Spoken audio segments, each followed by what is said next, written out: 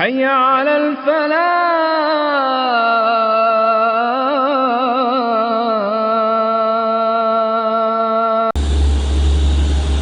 Pertama perlu kita pahami Al-Quran ini dari segi namanya adalah apa namanya? Al-Quran.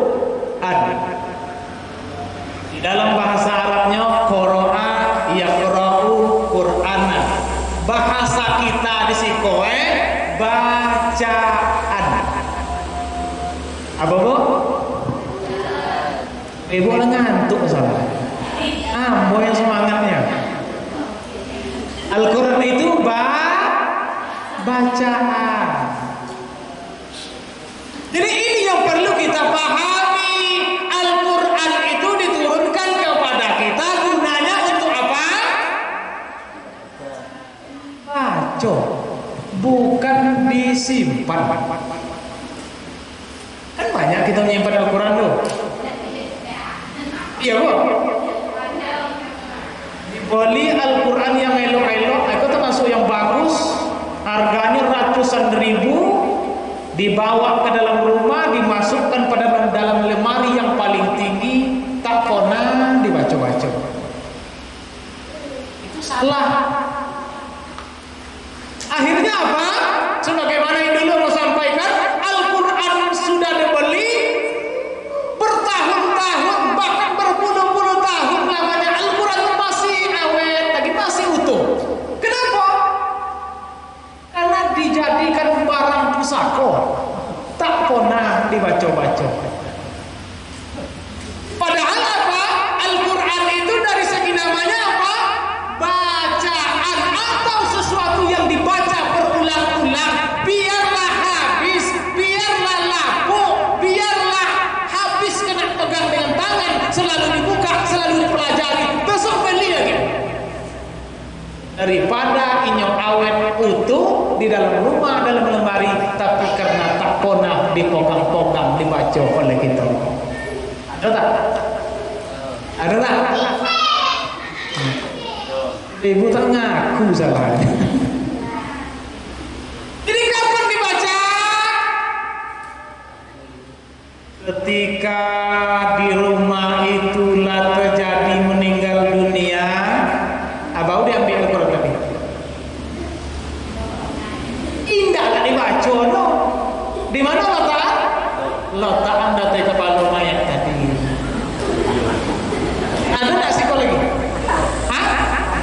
Ada? Coba teman kami dulu ada. Jadi Al-Quran yang dalam lemari tadi yang sudah bertahun-tahun disimpan, tak pernah dibaca, tak pernah dipegang. Ketika ada yang di rumah itu meninggal dunia, baru diambil balik mana Al-Quran tadi. Berdebu, diletakkanlah di atas kepala mayat tadi. Abaulah keluar Al-Quran itu. Untung ada yang mati rumah itu. Kalau tak ada yang mati, tapi bilo-bilo lah keluar Al-Quran tadi. Ini Bapak Ibu yang saya muliakan, apa? Al-Quran itu kitab yang diturunkan kepada kita untuk dibaca, dipelajari, dan diamalkan di dalam kehidupan kita sehari-hari. Itu tujuan Al-Quran diturunkan. Karena dia jelas hudal linnasi wa bayyinatin minal huda wal furqan. Petunjuk bagi kita untuk membedakan mana yang hak, mana yang batil, mana yang haram, mana yang halal, mana yang punya orang, mana yang punya kita, mana yang boleh, mana yang tak boleh. Di mana kita dapat? Di dalam Al-Quran. Bagaimana kita tahu? Kalau dibaca, dipelajari. Kalau tinggal dalam lemari tadi, makanya kita tak tahu. Dan alhamdulillah hari ini karena kemajuan teknologi, Al-Quran sebagian besar sudah lengkap dengan terjemahannya. Nih, jadi tak payah-payah gitu. Baca Al-Quran, baca terjemahannya. Jadi sekurang-kurangnya kita tahu terjemahannya, lah tahu arti. Ini tujuan Al-Quran diturunkan, dibaca, bukan sewaktu-waktu tertentu saja dibaca Al-Quran. Karena Al-Quran itu apa? Petunjuk bagi kita. Dzalikal kitabul la raiba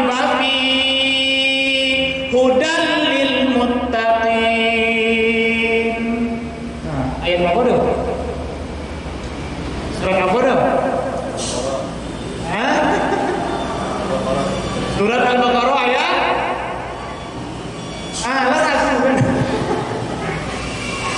ayat 2.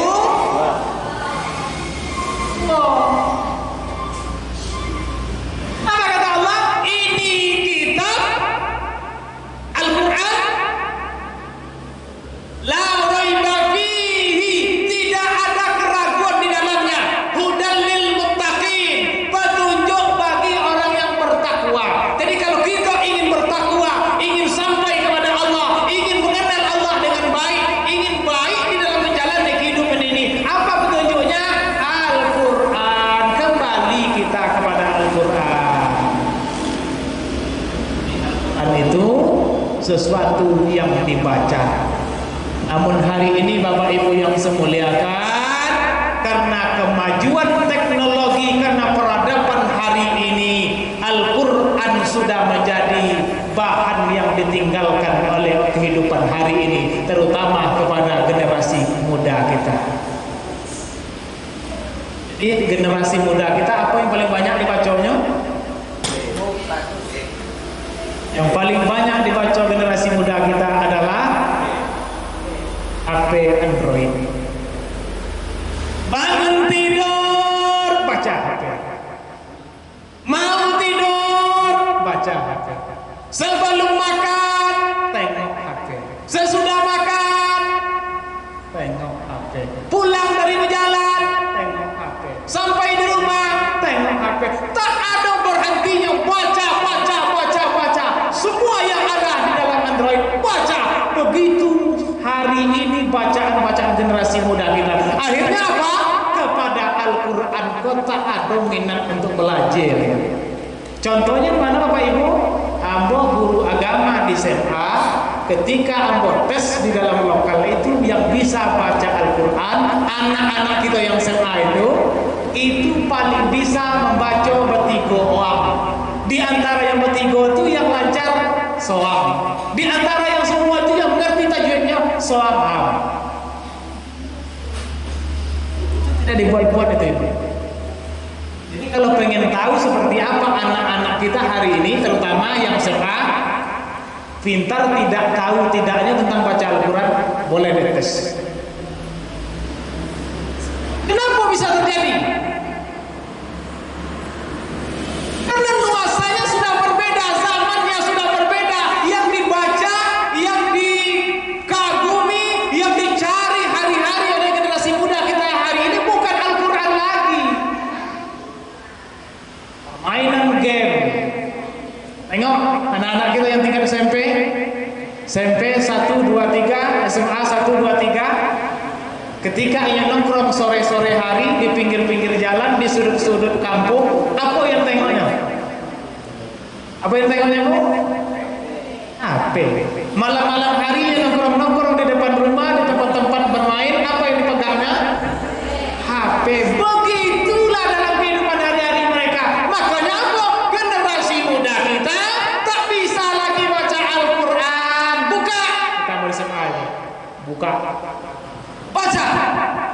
Dibaca ayat pertama. Bismillahirrahmanirrahim. Aku mantap. Baca. Alamat. Kosannya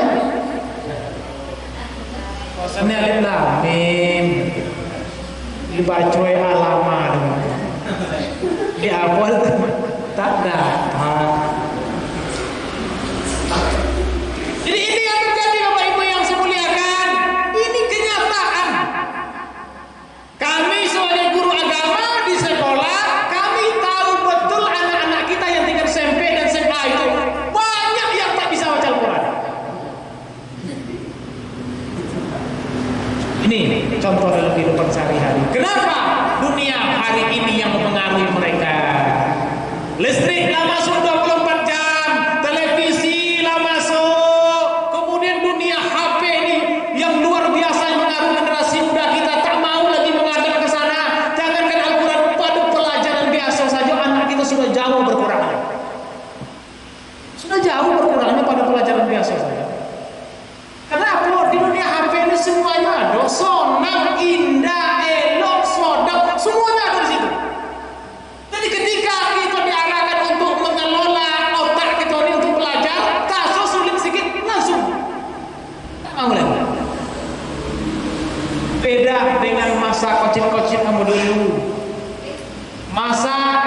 kocit-kocit SD sekitar tahun 95, 96, 97, 98, listrik belum ada, cuma pakai pelito tadi. Apa pelito tadi bu? Belum masuk lagi listrik. Kalau jam 5 itu sudah golap itu. Boleh nanti tutup pintu. Kenapa? Bunyi geniang lah banyak. Dulu apa yang terjadi? Dulu kami masih mengisi musola masjid. Yang tak ke masjid, yang tak musola, datang kepada atannya, datang kepada inonya, datang kepada neneknya, datang kepada momennya. Mengapa pada malam hari itu TV tak ada, HP tidak ada, suasana golap, yang dipelajari Al-Quran. Pakai pelito tadi.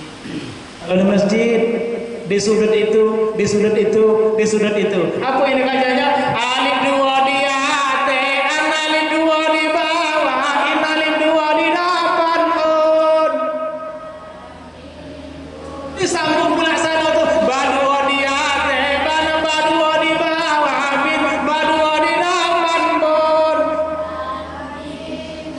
Saud apa saud? Dulu ada. Kalau gini itu yang saut-sautan bunyi gen HP. Nah, itu yang terjadi.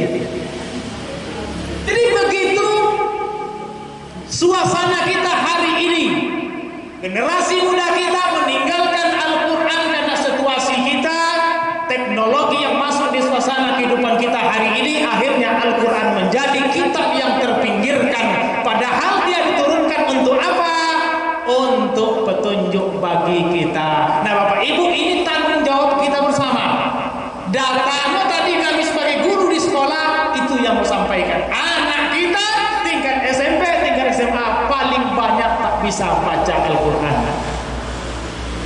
Nah kita sebagai orang tua, coba lagi kita tengok generasi muda kita di dalam kehidupan kita sehari-hari. Itu yang kedua.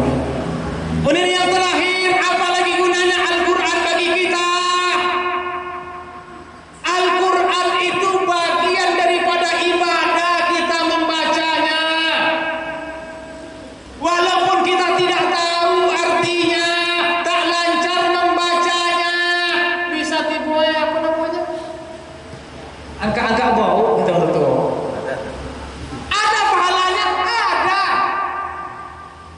Jadi orang yang membaca Al-Quran itu sesuai tingkatannya. Kalau ini terbata-bata dapat pahala sekian. Kalau agak lancar sedikit dapat pahala sekian. Kalau ini fasih dapat pahala sekian. Kalau ini mengamalkan dapat pahala sekian. Tapi yang jelas setiap dibaca huruf Al-Quran itu menjadi amal yang bisa menolong kita nanti di hadapan Allah Subhanahu wa Ta'ala. Di rumah kalau tak bisa setiap hari, setiap saat, coba programkan Bapak Ibu baca Al-Quran. Atau mungkin kalau bisa hampir setiap hari, jangan pernah lidah kita ini tak membaca Al-Quran. Tak perlu banyak-banyak. Kalau banyak-banyak kan cepat bosan. Sekali baca apalagi pula khotam. Tapi satu hari itu ya mual. Tak usah. Kalau perlu hanya satu lembar setiap selesai sholat. Tak usah 5 waktu, pilih sholatnya di mana waktu kita lapang. Mungkin habis sholat maghrib, mungkin habis sholat subuh, baca Al-Quran. Tak usah banyak-banyak, mungkin satu lembar saja, satu muka aja. Lah. Tak bisa satu muka, separuh halamannya. Tak bisa juga cair 2-3 ayat. Yang penting setiap hari itu kita bisa beribadah dengan membaca Al-Quran.